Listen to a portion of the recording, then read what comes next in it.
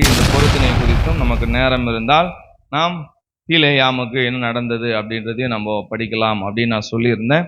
நம்ம பார்ப்போம். ஆண்டவருடைய வார்த்தைக்கு நேராய் நாம் செல்வோம். துதிகன மகிமை ஆண்டவருக்கு உண்டாவதாக. என்னாகும் 30ஆம் அதிகாரம் அதனுடைய 2வது வசனம் வாசிங்க. ஒருவன் கர்த்தருக்கு யாதொரு பொருத்தனை பண்ணினாலும் அல்லது யாதொரு காரியத்தை செய்யும்படி ஆணையிட்டு தன் ஆத்துமாவை நிபந்தனைக்குட்படுத்தி கொண்டாலும் அவன் சொல் தவறாமல் தன் வாயிலிருந்து புறப்பட்ட வாக்கின்படியெல்லாம் செய்ய கடவன். பொருத்தனை ஒரு மனிதன் செய்கிறான் என்று சொன்னால் அந்த பொருத்தனை அவன் சுய விருப்பத்தோடு கூட அவன் அந்த பொருத்தனை அவன் செய்து கொண்டு அதை தேவனுக்கு நிறைவேற்றும்படியாய் போகிறான். அல்லேலூயா.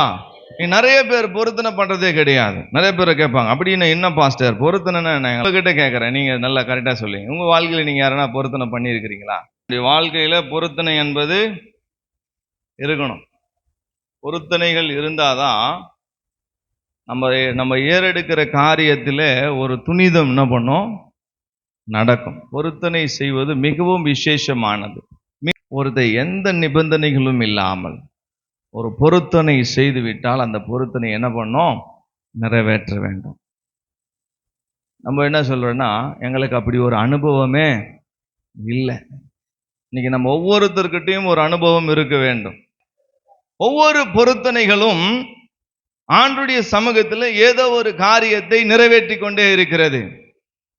பொருத்தனை செய்வது மனிதனுக்காக நம்ம செய்யல, பொருத்தனை நம்ம ஆண்டவருக்காக செய்கிறோம்.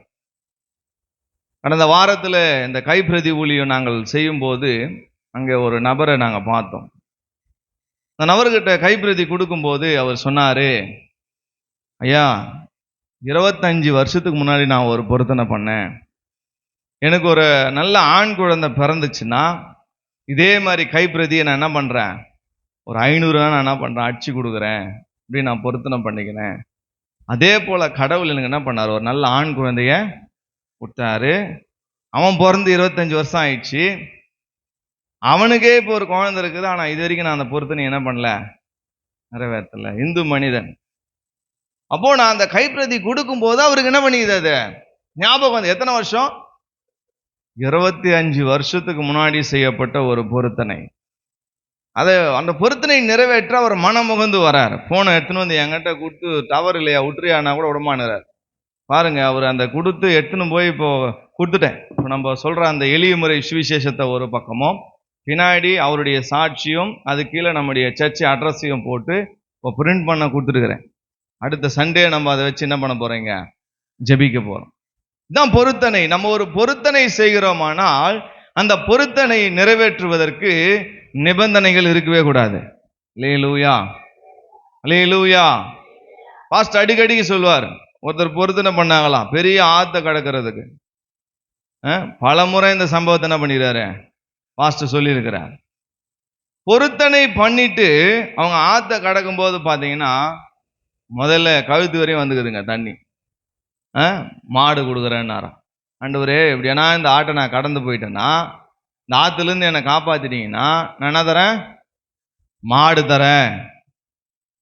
அதே போல கொஞ்ச தளவு போயிருக்கிறாரு, கழுத்தளவு அந்த தண்ணி இடுபெரிய என்ன பண்ணுது வந்துக்குது. சொன்னாரா, மாடு ஏன் கொடுக்கணும். நிபந்தனைகள் மாறுது பாருங்க, அவங்களுடைய செயல்பாடுகள் மாறுது. சொன்னாரா, என்ன தரேன்னா ஆடு தரேன். கொஞ்ச நேரம் போக போக போக போக முட்டி வரையும் வந்துச்சான். சொன்னாரா, முட்டி வரையும் வந்துச்சு, என்ன தரேன், கோழி தரேன்.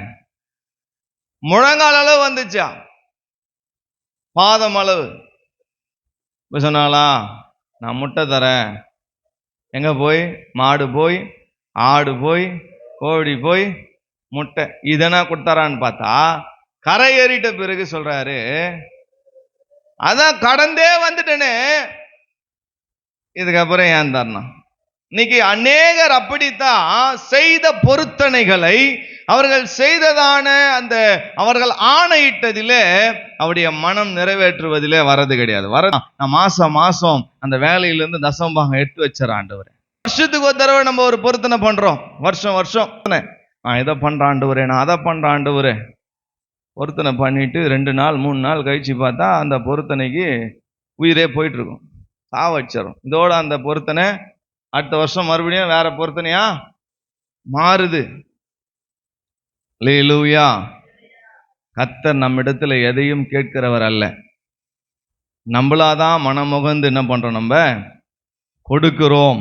வசனம் பாருங்க, அவள் செய்த பொருத்தனையையும் அவள் செய்யும்படி தன் ஆத்துமாவை நிபந்தனைக்குட்படுத்தின நிபந்தனையும் அவளுடைய தகப்பன் கேட்கிறத நாளில் அவன் வேண்டாம் என்று தடுத்தால் அது நிறைவேற வேண்டியதில்லை. அவருடைய தகப்பன் வேண்டாம் என்று தடுத்தபடியால் கர்த்தர் அதை அவருக்கு மன்னிப்பார். அல்லேலூயா. ஒரு பொருத்தனையை ஒரு பெண் செய்றாங்க. அந்த பொருத்தனையை அவங்க செய்த பிறகு அந்த பொருத்தனையை தன்னுடைய தகப்பன் தடுத்தார் என்று சொன்னால் அந்த பொருத்தனையை நாம் நிறைவேற்ற வேண்டியது இல்லை. தேவன் என்ன பண்றார்னா அதை மன்னிக்கிறார்.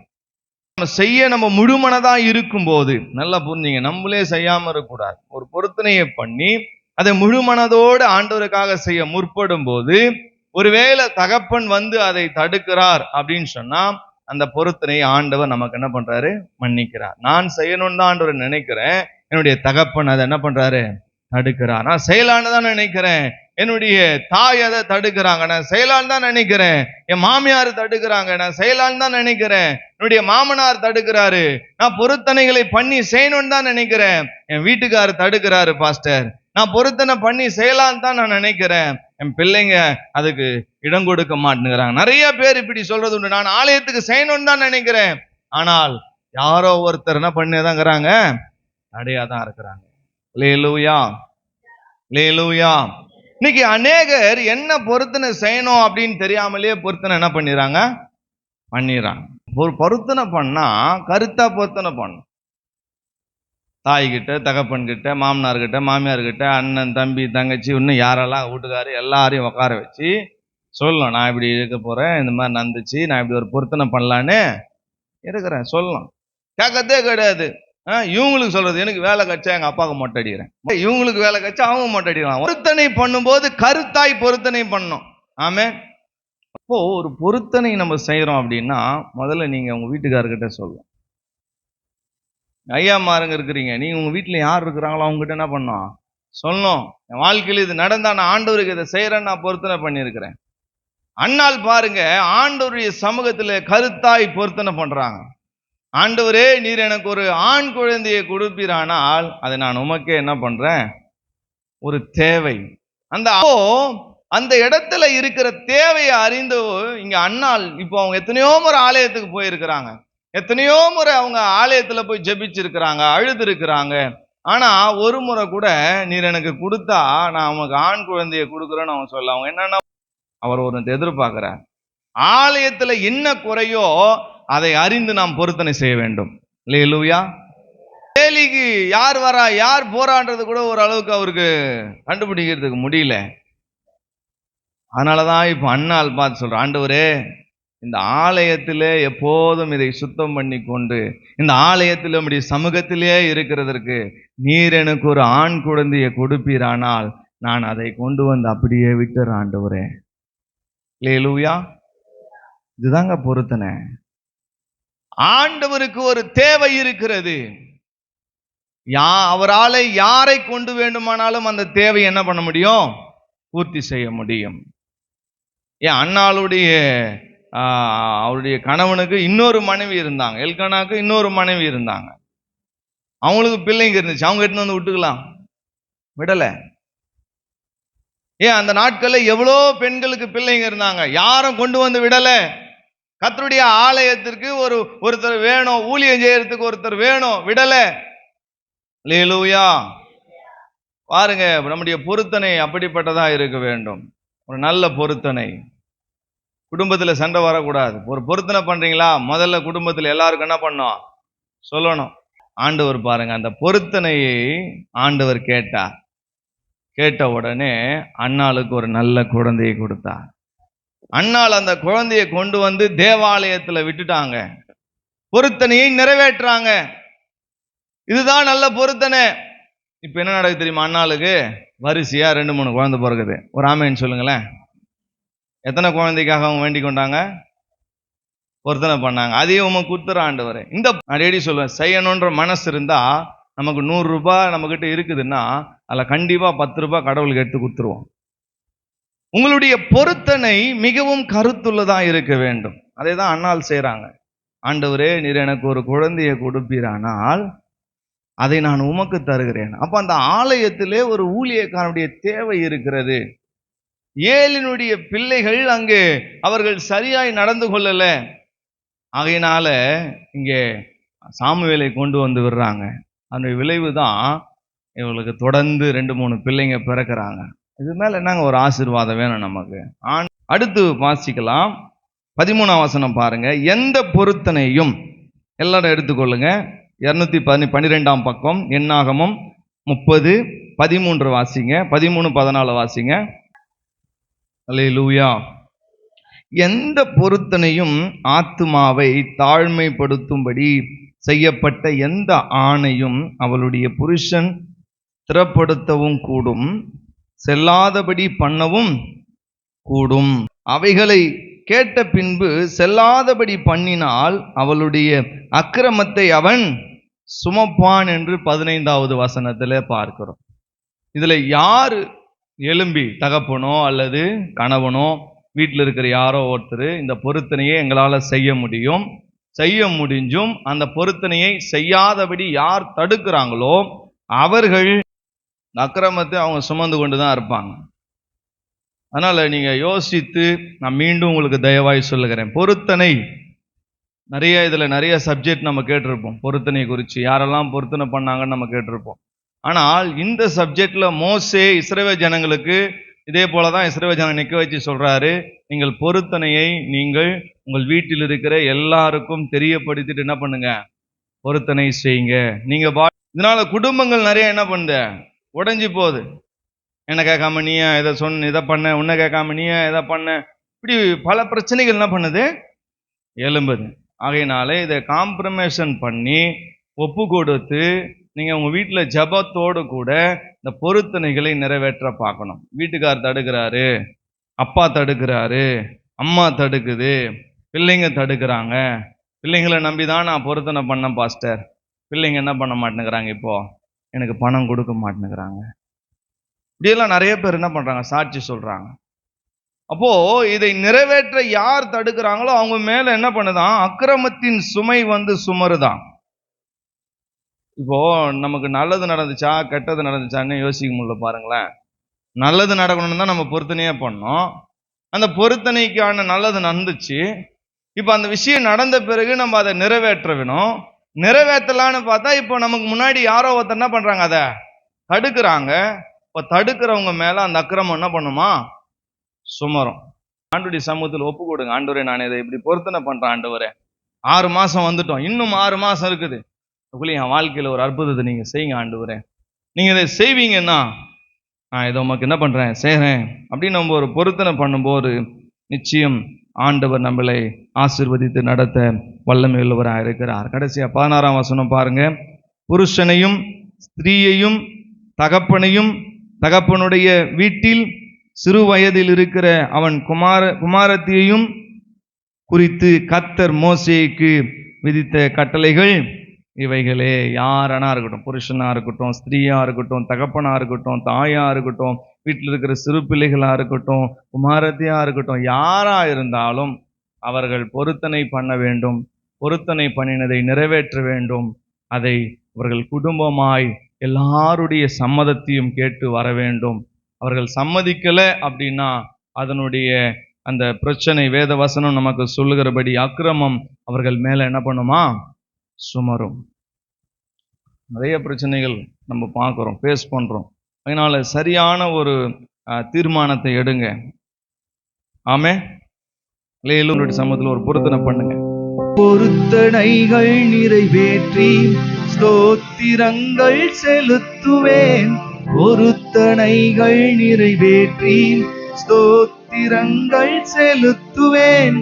ஆராதித்து உம்மை உயர்த்துவேன். நம்புங்கப்பா உந்தன் பிள்ளையை.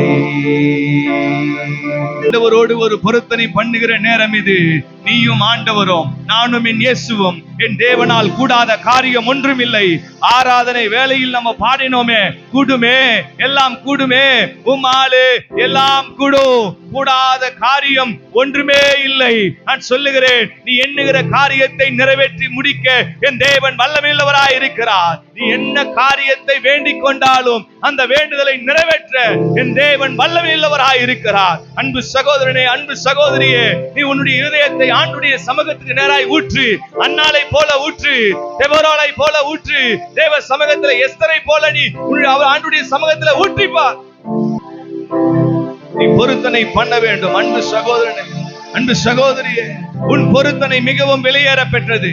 நீ எதிர்பார்க்கிற அந்த காரியம், நீ நினைக்கிற அந்த வேண்டுதல் துரிதப்பட வேண்டுமானால், அது சீக்கிரம் நிறைவேற வேண்டுமானால், அந்த காரியம் சீக்கிரம் வாழ்க்கையில வந்தடைய வேண்டுமானால், நீ ஒரு பொருத்தனையை கட்டாயம் ஆண்டவருக்கு பண்ணித்தான் ஆக வேண்டும். நீ கட்டாயம் ஆண்டவருக்கு கொடுக்க வேண்டிய காரியத்திலே நீ கொடுத்துத்தான் ஆக வேண்டும். நீ ஆண்டவருடைய சமூகத்தில் அர்ப்பணித்தே ஆக வேண்டும். ஒருமித்து நீங்கள் தீர்மானம் எடுக்கும் போது நீயும் உன் குடும்பமும் ஒன்றிணைந்து, ஆண்டவரே நீர் என் பட்சமாய் இறங்க வேண்டும், நீர் என் பட்சமாய் இறங்க வேண்டும்.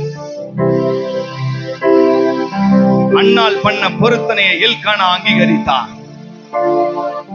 எல்கானா அங்கீகரித்தது மாத்திரமல்ல, அந்த குடும்ப உறவுகள் அதை அங்கீகரித்தார்கள்.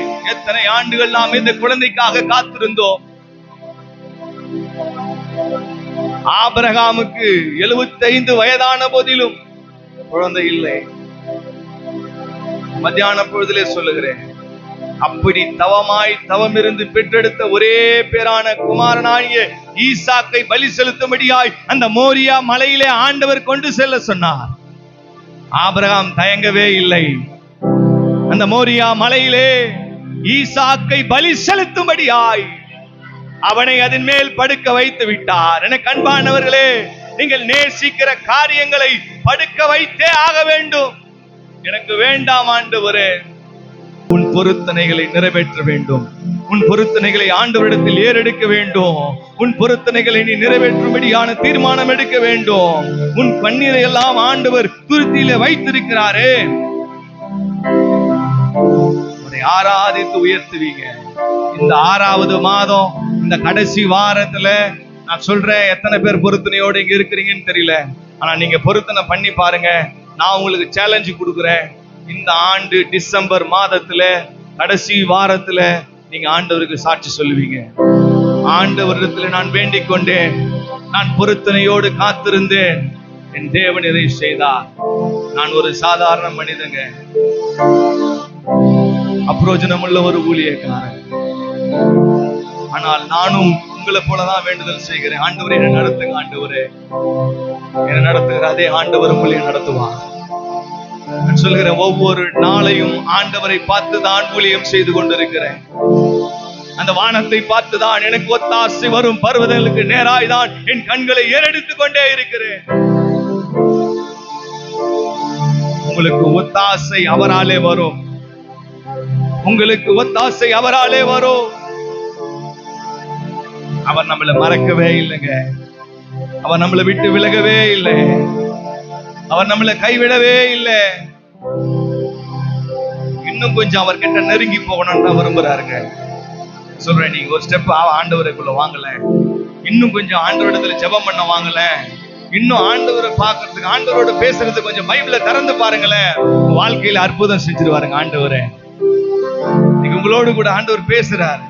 அவருக்கு இடம் கொடுங்க. ஆண்டவருக்கு நீங்க இடம் கொடுத்து பாருங்க. Thank you Jesus. Thank you Jesus. ஆண்டவருக்கு இடம் கொடுங்க. ஆண்டவரே, தேவையில்லாத பொருத்தனைகளை நான் பண்ணக்கூடாதப்பா. ஒரு பாரப்படுத்துங்கப்பா. என் ஆலயத்துக்கு என்ன தேவை, என் சபைக்கு என்ன தேவை, என் சபையில என்ன குறை இருக்குது ஆண்டவரே, என் சபையில என்னென்ன குறைகள் இருக்கிறது ஆண்டவரே, அதை அறிந்து நான் பொருத்தனை பண்ணணும் ஆண்டவரே. நம்முடைய ஒவ்வொரு அசைவையும் ஆண்டவர் அறிந்திருக்கிறார். நம்ம ஒவ்வொரு அசைவும் ஆண்டவருக்கு தெரியும். ஆண்டவர் நம்ம யாரை ஏமாத்தவே முடியாது. அவருக்கு மறைவா நம்ம எங்கேயும் ஓடவே முடியாது. ஒரு சமூகம் நமக்கு முன்னாடி இருக்கு. ஜெபிக்கிறேன். அன்பின் பரலோக பிதாவே, இந்த நாளிலே பொருத்தனைகளை குறித்து நாங்கள் பார்த்தோம். ஒரு பொருத்தனையை மனதிலிருந்து நாங்கள் கொண்டு வருகிறோம், அதை வெளிப்படுத்துகிறோம். அதில் தகப்பனோ கணவரோ வீட்டில் உள்ள யாரோ ஒருவர் அதை தடுத்தால் அது அவர்கள் மேலே அந்த பாவம் சுமர்கிறது என்று நாங்கள் பார்க்கிறோம். ஆண்டவரே, நாங்கள் செய்கிற பொருத்தனைகளை நாங்கள் குடும்பத்தோடு கூட நாங்கள் பகிர்ந்து கொண்டு ஒருமித்து இந்த பொருத்தனையை இப்படி சன்னிதானத்துல கொண்டு வர எங்களுக்கு உதவி செய்யுங்கப்பா. வருகிற 7ஆம் மாதம் வாசல்கள் திறக்கப்படட்டும் ஆண்டவரே. நன்மையான ஈவுகளை கட்டளிடுங்க ஆண்டவரே. நன்மையான எந்த ஈவும் பூரணமான எந்த வரமும் ஜோதிகளின் பிதாவினிடத்திலிருந்து இறங்கி வருகிறது என்று நாங்கள் பார்க்கிறோம். அது கடன் பிரச்சனையானாலும் சரி, குடும்ப பிரச்சனையானாலும் சரி, அது திருமண காரியங்களா இருந்தாலும் சரி, அது வீடு கட்டுகிற காரியமானாலும் சரி, அது குழந்தைக்கான காரியமானாலும் சரி, அது வேலைக்கான காரியமானாலும் சரி, இந்த ஆண்டு இறுதியில இங்க இருக்கிற ஒவ்வொருத்தரையும் இந்த பொருத்தனை நிமித்தமாய் அவளை சாட்சியாய் நிறுத்துங்க ஆண்டவரே. கரத்துல ஒப்பு கொடுக்கிறோம். ஆவியானவர், நீங்க இதை பாக்குறீங்கப்பா. இவைகளை மாத்திரம் பண்ணுவது மாத்திரமல்ல, அதை நிறைவேற்றவும் அவர்களுக்கு கிருபை தாங்க ஆண்டவரே. கரத்துல ஒப்பு கொடுக்கிறோம். இயேசுவின் ரத்தம் செய்யும், இயேசுவின் நாமத்தில் ஜெபிக்கிறோம். ஜெபம் கேளும் ஜீவனுள்ள நல்ல பிதாவே. ஆமென்.